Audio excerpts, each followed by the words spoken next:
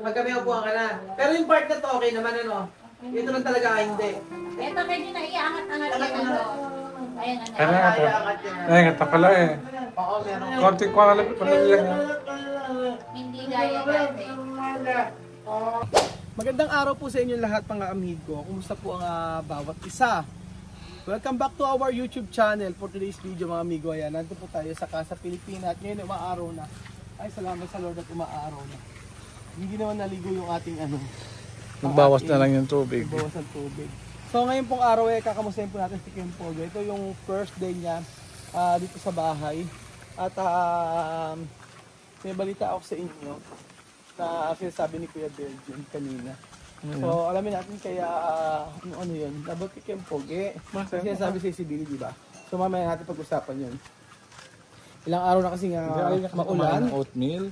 Ayaw kumain ng oatmeal daw. Wala Lakas ng lasa. Tabang. Gusto niya goto. Oo, gusto ko ito. So ngayon po ay kamustahin po natin si Kim Pogo kung ano po yung lagay. At balita ko po ay hindi rin nakatulog si Billy. So alamin po natin. At ngayong araw din po mamaya bibili kami ng wheelchair para sa kanya. Yun po. So Ate Geraldine, alam mo na yan. Love. Ano ko si Ate Marco nga nagsend sa akin. Kailangan magkuha ka na siguro. Alam mo, Mag-invest ka na sa camera. Love ni Ate, ano? Pag-invest ka na ng camera. Love ni Ate. Sa pag-vlog mo. Love ni Ate Maritong si ano. Meron naman tayong camera kasi problema, nag-i-edit si Princess. Ano kaya Belgium? Oo. So, kumustahin natin si Belgium. Kung ano ang lagay. Sabi niya, pati ito. Tao po.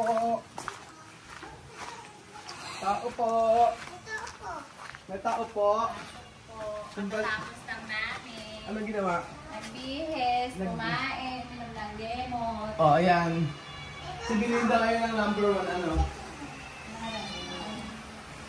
Ano? Kaya pa inaantay. Bakit ba? Ang kanyang earphone daw nasaan na. Kasi umuulan pa nga. Sabi makulit, ayaw maniwala sa akin. Sabi ko Umuulan pa, ko talaga na. magagawa. Ano ba nangyari, Belinda? Ba't di ka nakatulog? Sa'yo mo di ka na nakatulog? Ma. Maat pa. Bakit? Malikot pa kailan ko sa kanya. Ano nangyari? Ba't di ka makatulog? Gusto ko dito nga ako tatabi. Hindi naman pwede. Nakatutok sa akin yung electric. Gusto, tabi ka. Ako siya na ang baby kasi hindi na si Axel. Sa Axel, actually hindi ka na pala baby. Paano ba yun? Tinatakasan ko pag tapos dumede. Oo, hindi ka na daw baby, ang baby na ito. Kasi mahaba naman ang tulong niya kasi ako naman. May size naman. Ano? Nag-exercise daw siya. Ano na? Nag-exercise siya. Ano exercise? Yung kanyang kamay tsaka yung paa.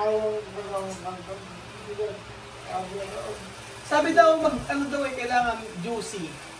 O yung bubble gum daw, ngangatain ka yan. Hindi pa niya may angat ko. Wala akong magmamassage.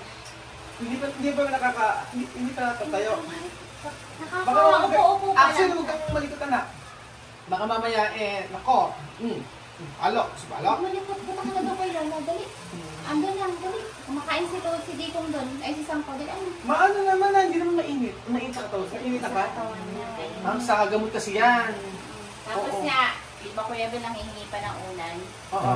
Kung sinabi ko sa alo ha, parang ulan doon. Huwag ka nang bumili at pero May unan! Hindi mo sa alawa. kasi pala dito, ito po dyan, hindi pala sakto. Hindi nga sakto na. Sobra pa. Hindi, lagyan natin ang ulan sa gilid. Ayun. Paano bang ano yung nakatulog niya na maayos? Ano naman siya? Nakainom na ng gamot. Tapos pa kami pa Ay, ayos ano, 12. andi daw, ayaw doon ng oatmeal? Ayos na hindi ko Bakit? masarap. Ayaw ng oatmeal? Tabang. Oo. Okay ka naman. Nilagyan Ito ko ba yung silang galaw? Oo, yan. O ba't magaan siya? Masakit? Yan kasi galing sa restaurant. Sige. Close open mo nga. Dali. Hawakan mo! Hindi ba nga? Magang siya, oh! Grabe, oh! Ay, mas maga pa yan kung nakita mo nung una. Yeah, nga. Mapintog na mapulang-mapula to. Ano kayo? Ay, ito na! Ito. Lumayat ka na! Ba't laki na pinahit niya, no? Ay, paano ba naman kung Laki na pinahit. kumakain? Tingnan mo yung dalawang hita niya, isang hita ko lang. Bro, pinag-counter. Ano? Ganyan lang. Sabi niya, ano ba sabi? I-medical therapy. Pwede na natin itong nakalabas eh. Kaya nakalabas na naman siya. Hindi. Kaya nga, kasi para malaman natin paano yung therapy, para at least meron tayong idea paano. Then ako usapin ko si paano. Kailangan ma-therapy ka para at least yung lumali yung mga... Kaya nga, natulang ako therapy siya muna, tulungan niya nga muna yung sarili niya sa katawan. Tulungan mo rin sarili mo na. Ay, wala.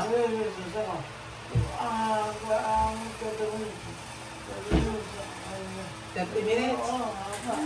30 minutes ikaw na mismo nag-aayos sa sarili mo. Oo, kasi nasa sa iyo. Iaangat niya nga kako yun ng isang kamay niya. Oo, nasa sa iyo kasi yun kung paano ka gagaling. Ano daw? Gumaganyan daw siya. Yun, ganyan yan. Gawin mo. Ano ba nararamdaman mo ngayon?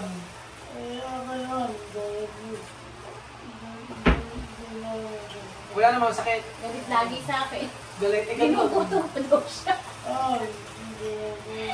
Normal kasi. Kasi di ba sa ospital, sinusunod ang oras ng pagbibigay ng pagkain. Kasi doon hindi niya rin Ano kinain niya yun? Lugaw. Tapos kinainin ko ng gatas din. Nabusog naman ngayon. Hindi naman Daw siya. Oo. Hindi niya naubos yung konti pang gatas na gano'n. Ibig sabihin, lugo lang kaya niya. Lugaw pa lang kasi. Hindi pa daw kasi pwede sabi ko. Kanin. Oo, baka daw hindi maano agad ng bituka niya. Oo. Kaya mga lugaw lang. Di pagkatapos ng natin, ng 7 days, di ba pupunta tayo kay Doc? Doon maitanong kay Doc. Pwede na siyang makakain. Oo nga. Pagkatapos ng 7 days. Hindi naman na sumisigaw. Tinatawag lang niya ako, di ko marinig. Siyempre, andun ako kay ako. Ma. Galit na pag di pa ako nalapit. Makita ko. Teka yung anak ko sandali yung bunso ko. Ganun daw. Talaga. Pag daw na, sabi ganun daw po mga amigo kapag ka daw po na-stroke, mainit ang ulo. Ganun. Baka kasi siyempre sa mga ininom na gamot. Yes. Tapos pagka yung katawan mainit gano'n. Oo, naiinitan. Pero malamig ko yung pagiging. Pero malamig nga daw sa sa labas, pero sa loob ng katawan. Mainit. Oo, gano'n. Kasi nga sa dami mo namang ininom na gamot. Pero at least ikaw naging okay ka na. Kaya, mainit ang ulo. Mainit ang ulo gusto niya daw. pag tinawag ka niya, lapit ka kaagad. Oo, ganun. Pag di mo naintindihan yung sinasabi niya, galit din. Manang-mana sa nanay. Sabi ko. Mainit pa! No, ketchup mercy. Mainit na ulo. At least okay na kalabas. Ngayon, ano ka na ngayon? Magginawa ka na, sa bahay ka na. Kaysa sa ospital. Kagigising ko nga lang at kakain na siya at iinom nga ng gamot. Ang rules natin yung pogi, pagka pwede ka na kumain, bawal ang baboy. Baboy, tanggal ha. Yun ang sinabi ko sa'yo, bawal ang baboy. Bawal ang makolesterol. Bawal ang sipon. Sipon pwede naman. Hipon. Hindi, pwede naman isda, di ba? Isda pwede, pero yung hipon, crabs, bawal yun. Sa isda naman kasi kumakain siya nung may sabaw, kaya hindi naman siya madala sa prito sa isda. Kaya nga, kailangan sabaw. May gano'n. Tapos bilang mo lang ko ng fruits, mga fruits na lang, prutas. Kahit puro lugaw na nga lang daw at ayaw ng oatmeal. Ayaw ng oatmeal. Ikaw lang bilo mag-inom noon, ikaw lang kumain. Pagkain kasi, may blender pala kayo eh. Oo, galing sa Oo nga, may blender. Bibili tayo ng prutas, gano'n. Galing sa pwede rin ganyan.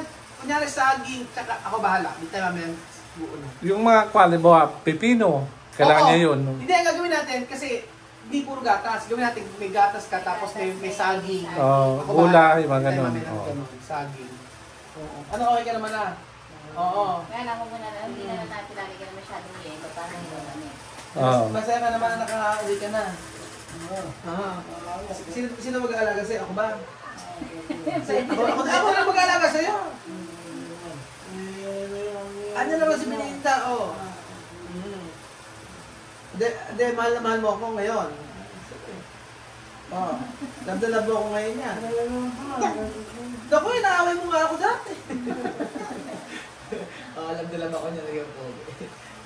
Ano gagawin natin ngayon? Ganito. Bibili tayo ng mga prutas. Pwede yun, may blender pala kayo. Kaya lang, maganda. Tapos mamaya, bibili ko ng may bibili ako sa'yo. Secret.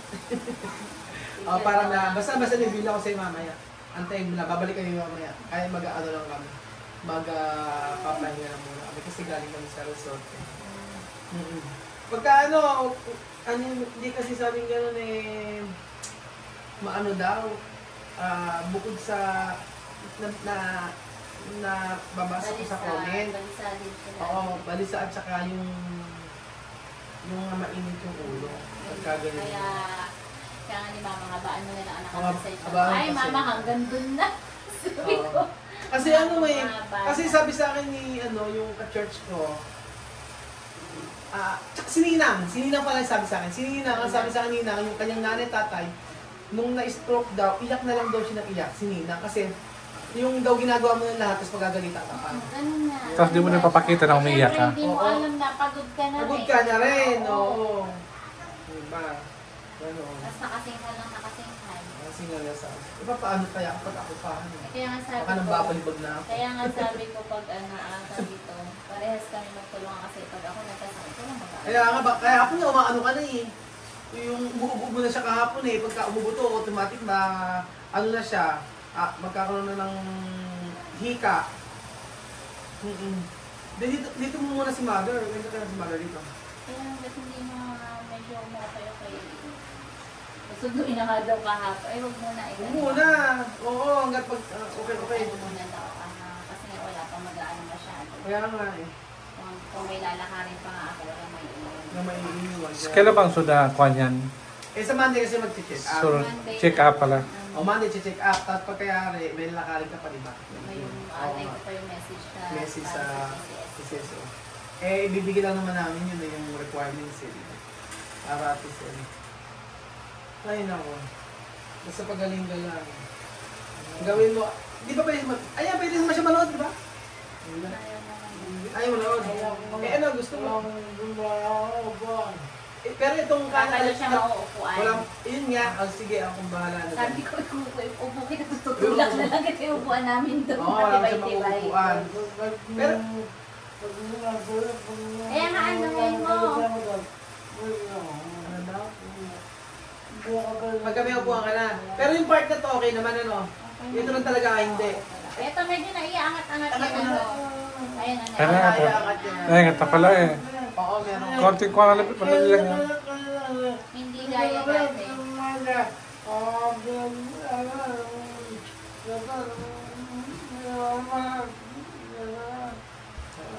Pag umaga daw. Nililibuan yan. Kaya hindi pa siya nakakaano. Punas-punas lang. Oo, punas-punas na. Pag kaya niya nang iapak tong pamadali na lang kasi eh. Oo nga, basta Kasi mabigat, yung iaasip ko nga lang, mabigat ang prayer. Kasi sa akin lahat kinukumit.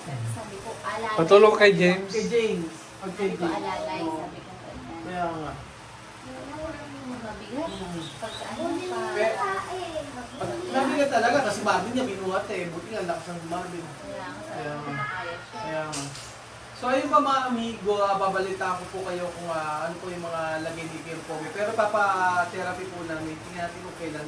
Kakusapin ko yung magte-therapy pa para po masimulan na. And then, yun po, sa lagay nga niya, parang hindi nga siya komportable at laging mainit ang ulo. So, mga amigo, ano ba ang po pwedeng gawin po ni Billy para po kasi yung dito, anong masahe ba ang gagawin kung kaya naman ni Billy? Anong maisasuggest niyo po para po siya para po may alam din po ni Billy yung gagawin niyo? So, nanging po may suggestion sa inyo. Ang alam na namin, papatherapy. And then sa pagkain, mga blender siguro, yung prutas, pwede siguro yun. Para hindi naman puro gatas lang. Barley, masarap po barley, di ba?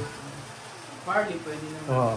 Kung kaya nang inumin. Nawala ngayon pa ako rito sakit sa likod, naging akong Kung kaya barley. nang inumin. Masarap kumakain. Kung kaya nang inumin kasi dapat matutunan kumain ng gulay. So ayun po mga amigo, i-update ko po kayo at least nakauwi na po siya ng bahay at okay naman na po siya kahit pa paano. So kailangan na lang i-therapy tsaka yung sa kanyang pagsasalita. Nawa po maging okay na siya sa mga susunod na mga araw. Alam ko mahabang proseso po ito. Pero kahit na po, ang mahalaga po siya po nasa bahay dito magpapadali. So, nakantabi na naman po kami para sa kanila. At yun po mga amigo, thank you so much po at God bless po. Salamat po sa inyong Panginoon.